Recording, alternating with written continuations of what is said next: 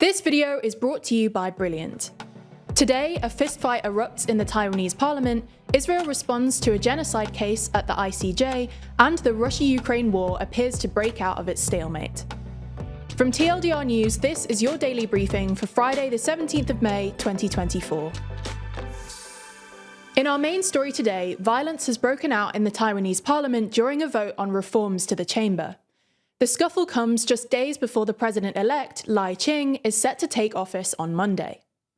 Whilst Lai won the election earlier this year, his Democratic Progressive Party, DPP, lost its parliamentary majority.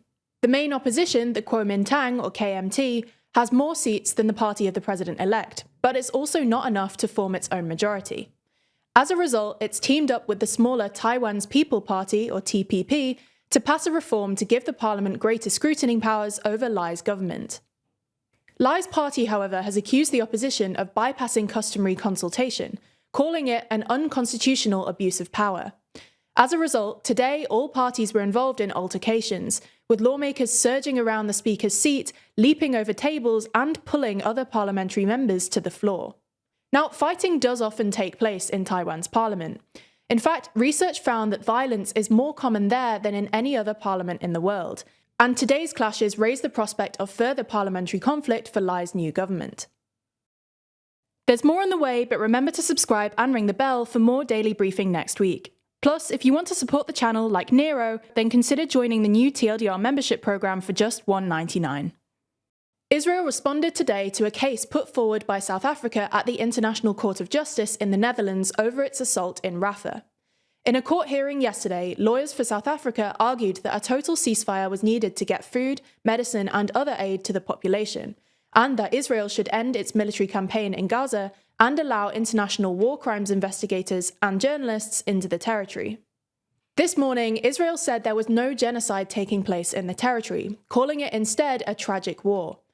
Israel also called South Africa's accusations outlandish and said that they were completely divorced from facts and circumstances, echoing its statements earlier this week, which called South Africa's claims biased and false. On the other side, though, South Africa's argument is that Israel's offensive in Rafah would destroy the foundation of the Palestinian state, and that it is part of an endgame to obliterate Gaza. Professor Vaughan Lowe, KC, said, "If the court does not act now, the possibility of rebuilding a viable Palestinian society in Gaza will be destroyed, at least for the lifetime of those who survive the current horrors of Gaza."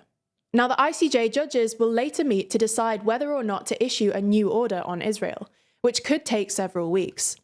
While the ruling will be final and cannot be appealed, it is up to individual states, in this case Israel, to apply the court's decision and comply with international law. Now, let's move on to some updates on the war in Ukraine. Satellite images obtained by CNN and released today show the damage inflicted by 3,000 Ukrainian bomblets on a Russian base in Crimea on Wednesday. The bombs managed to destroy 3 Russian jets and a building at Belbek Airbase in the occupied port city of Sebastopol. The attack is the second time Belbek was targeted by the Ukrainians in the last 48 hours. It was one of the biggest single-day losses for the Russian air power in the war so far. The only bigger loss may have occurred last May, when a Ukrainian Air Force Patriot surface-to-air missile battery shot down at least 4 Russian fighters and helicopters over southern Russia. Now, since the start of the war, Kyiv's forces have enjoyed sustained success targeting Russia's Black Sea Fleet in missile or sea drone attacks. More than 20 Russian naval vessels have now been disabled or destroyed, a third of its entire fleet. In fact, one popular Russian military blogger on Telegram, under the name of Spy Dossier, has been warning that the Ukrainians would target Crimea, but that Russian commanders have continuously treated this threat carelessly. Yet despite this naval defeat, at present it seems the Russians do still have the upper hand on its ground campaign, opening up a second front in Kharkiv in the past few days. With these new escalations, it does seem that the war is slowly breaking out of its stalemate, so we'll keep you updated on any further developments. Moving to the US now, where President Joe Biden has this week blocked the release of audio recordings that relate to an inquiry into his handling of classified documents. This story actually goes back to February, when Special Counsel Robert Hur produced a 345-page report into how Biden kept classified documents after leaving the vice presidency in 2017. Now, whilst the report ultimately concluded that Mr. Biden had willfully retained top-secret files, He decided against pursuing criminal charges, claiming that he believed that prosecutors would view Biden as a well-meaning elderly man with a poor memory. However, more recently, congressional Republicans have pushed for more information on the report, with them subpoenaing audio tapes related to the investigation. On Wednesday, though, the Attorney General Merrick Garland claimed that the tapes actually fall within the scope of executive privilege, meaning that the White House is able to withhold their release.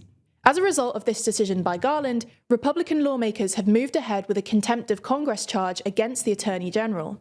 In the end, the Justice Committee voted 18-15 to move ahead with the contempt charge. The vote went entirely along partisan lines. Now, this paves the way for a vote in the House of Representatives, and we'll update you on this in a future episode if such a vote does take place.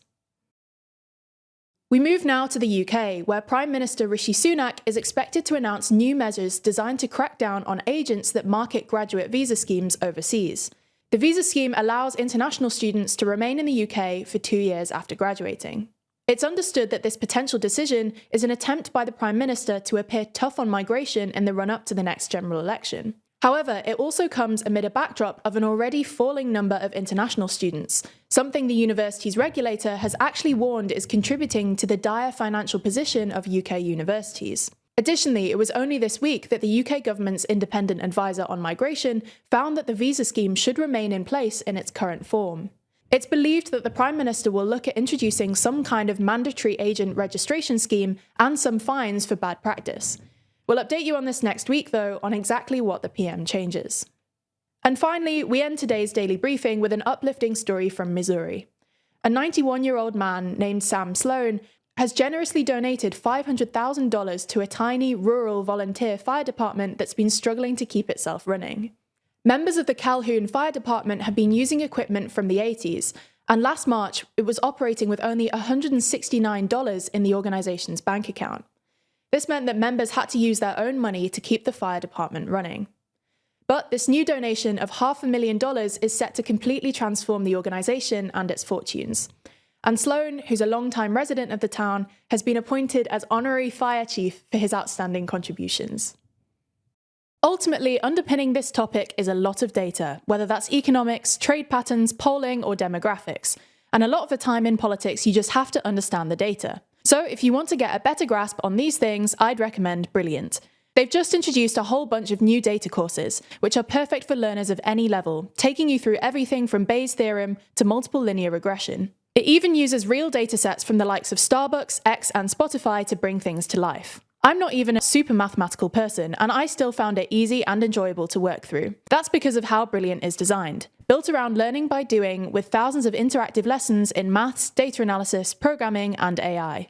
The good thing is that, like I said, you can learn all of these things quickly and easily, because Brilliant's courses are split into easy-to-digest chunks.